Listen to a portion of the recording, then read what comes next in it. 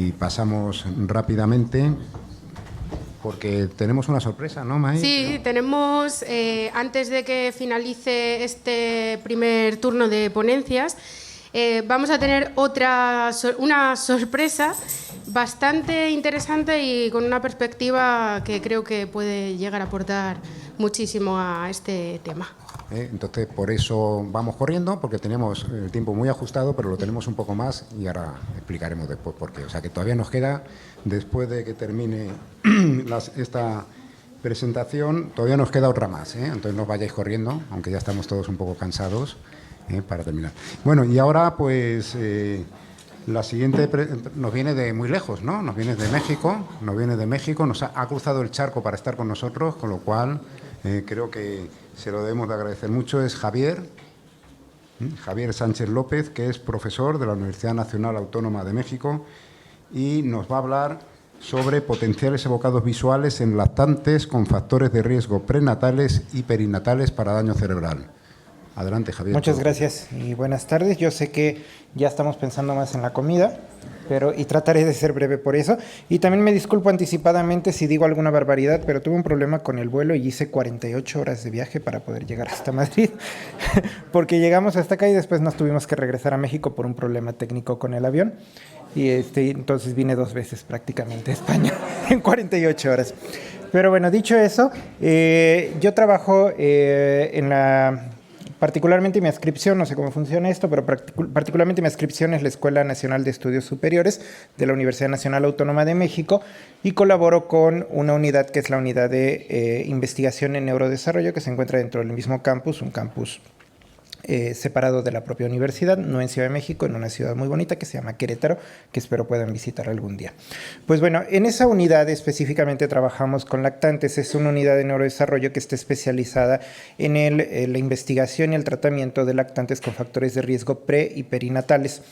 Entonces, bueno, allí recibimos una cantidad importante de niñas y niños menores a los 2 meses después del nacimiento con diferentes factores de riesgo, principalmente la prematurez, que sabemos que es uno de los factores importantes para el desarrollo de diferentes patologías si no es atendido en tiempo y de forma adecuada.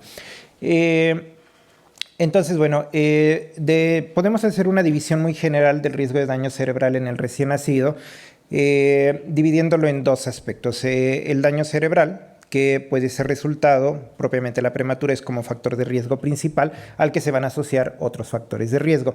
Esto se determina que ocurre antes de las 37 semanas, es decir, en niños que nacen antes de las 37 semanas, y pueden ocurrir eventos, ya por sí mismo es un factor de riesgo, pero pueden ocurrir otros eventos que se asocian como comorbilidades, como las hemorragias intraventriculares, las hemorragias cerebelares, la leucomalacia periventricular, que la doctora nos hablaba en la primera presentación, las lesiones de materia blanca, dilatación ventricular, entre otros factores de riesgo que se asocian con outcomes que vamos a tener posteriormente en la vida de los infantes, incluso hasta el desarrollo escolar. Nosotros vemos a estas niñas y niños desde los 2 meses hasta los 8 años en un seguimiento.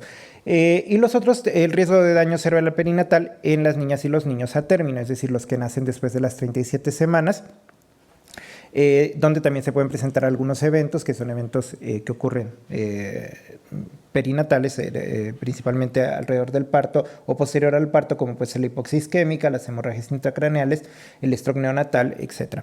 Ambos van a producir secuelas. Se sabe que en la prematurez las secuelas pueden ser mucho más severas y estas secuelas van a ser de diferentes categorías, entre las que vamos a encontrar secuelas sensoriales, cognitivas y motoras. Las que nos interesan para el día de hoy son las motoras, aunque en la unidad nosotros trabajamos tanto con secuelas cognitivas, sensoriales, aunque nosotros trabajamos también con secuelas cognitivas y motoras.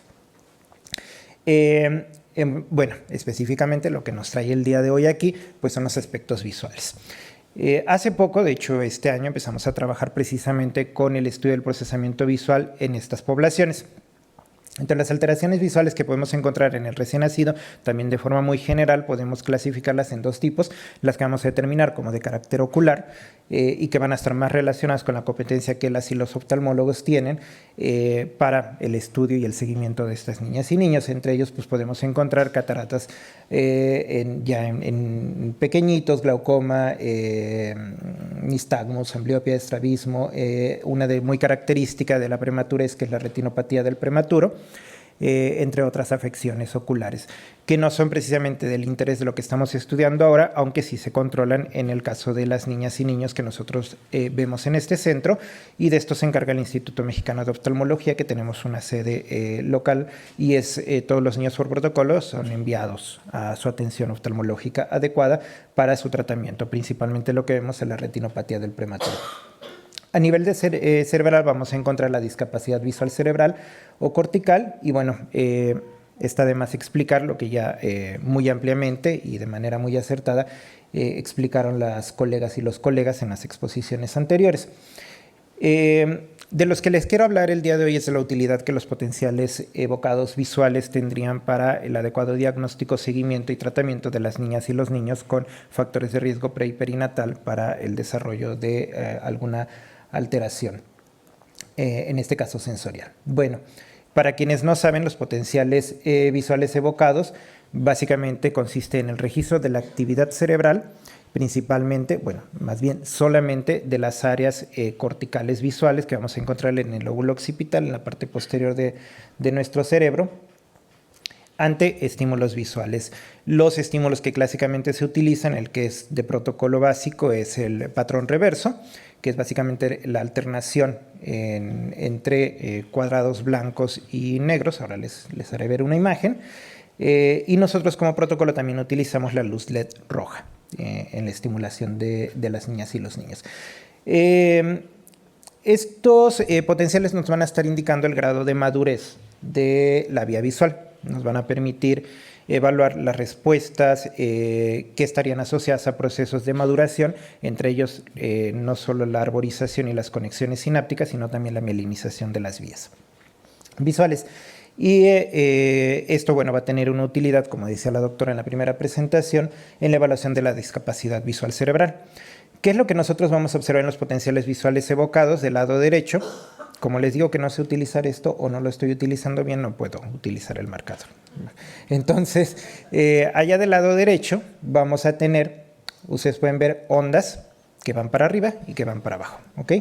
Esas ondas se llaman componentes, y esos componentes reflejan cambios de voltaje en el tiempo que están asociados a la presentación de los estímulos visuales. Y para quienes no alcancen a ver allí, vamos a tener la descripción de tres componentes principales. Una onda N75, que es un cambio de voltaje negativo con una polaridad negativa alrededor de los 75 milisegundos después de la presentación de un estímulo. Esta va seguida por una onda que se llama P100, que es un pico positivo posterior a los 100 milisegundos aproximadamente, y una tercera onda que es la onda N135 o N145, depende de la literatura que estemos revisando, y que va a ser otra onda negativa alrededor de los 145 milisegundos después de la presentación de los estímulos.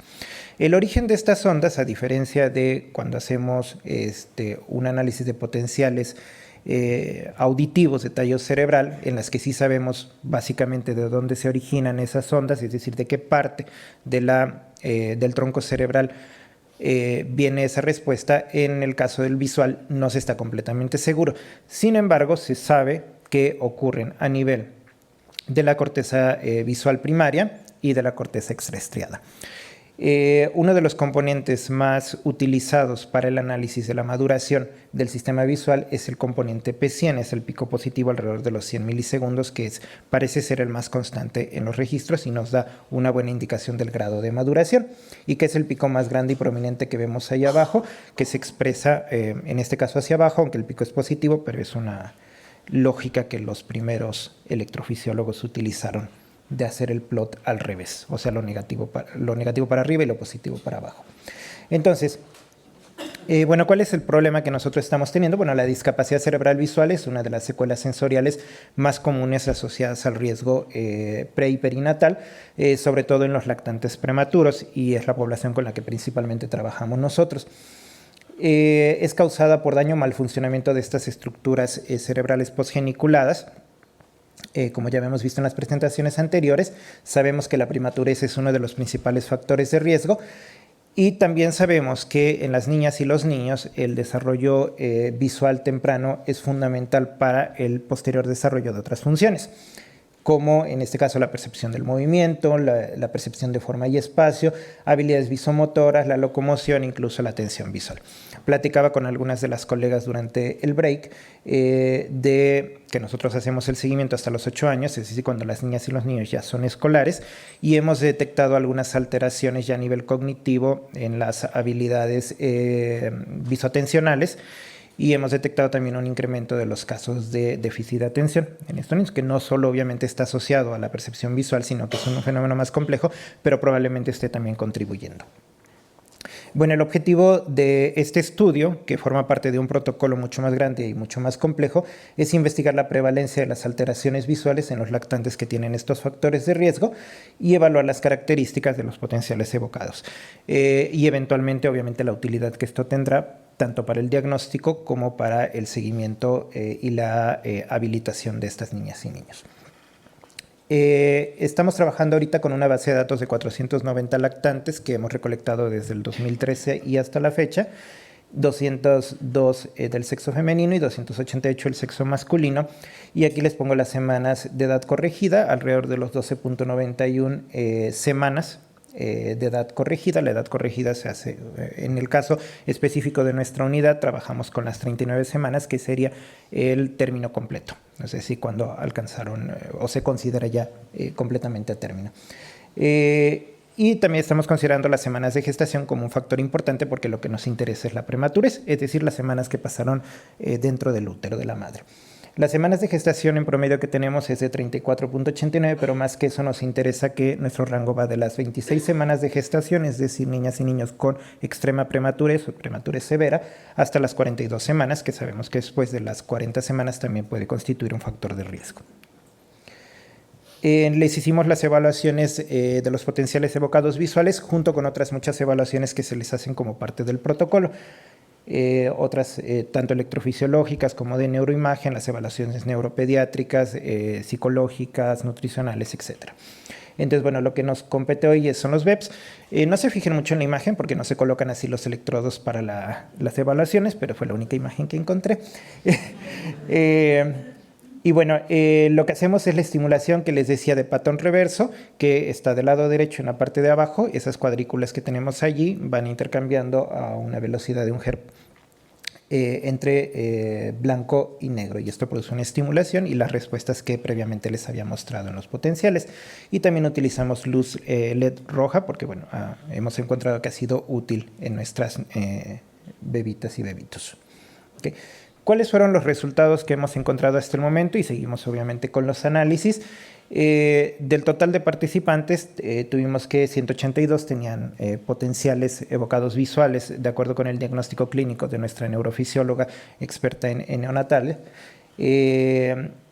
Y tenemos una prevalencia un tanto alta de anormalidad en estas niñas y niños, que es alrededor del 70% en diferentes grados de anormalidad de los potenciales.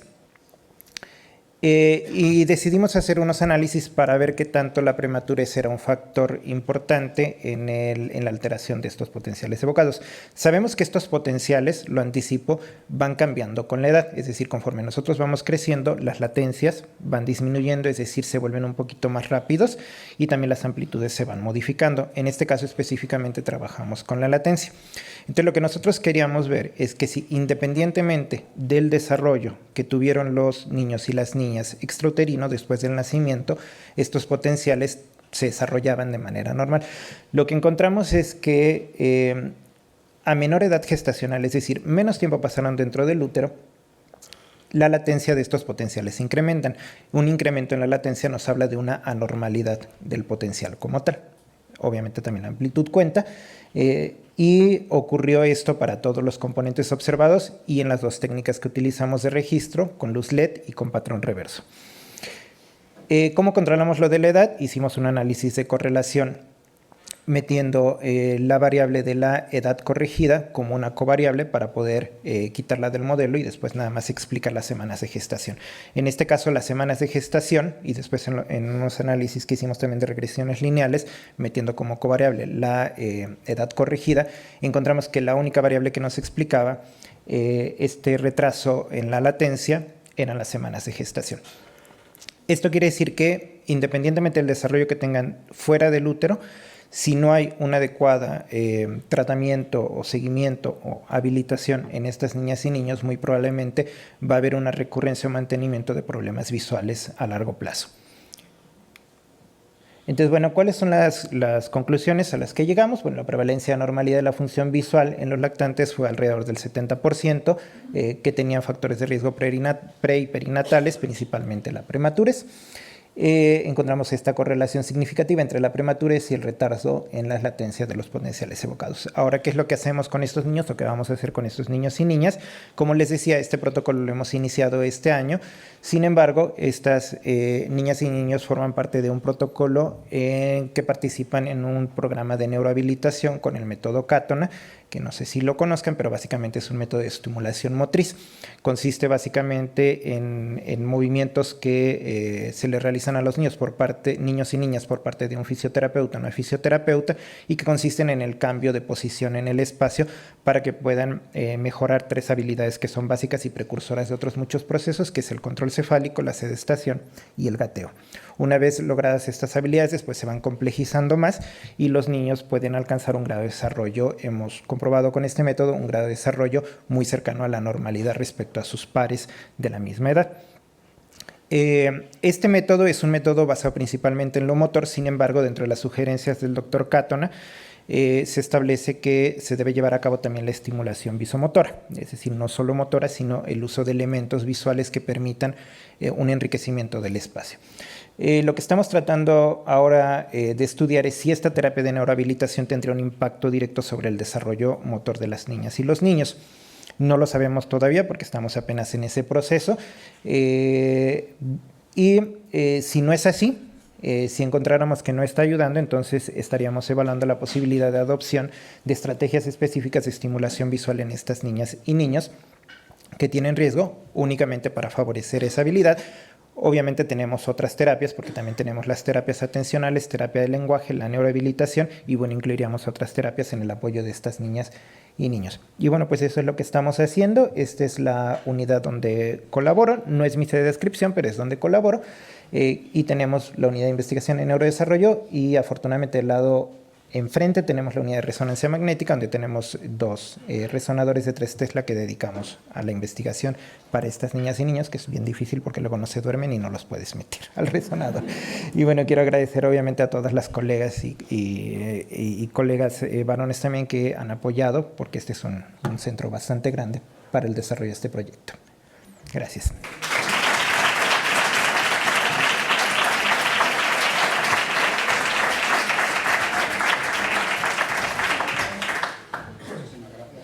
Y por el esfuerzo para llegar hasta aquí, que merece otro aplauso, ¿no? Yo creo que merece otro aplauso.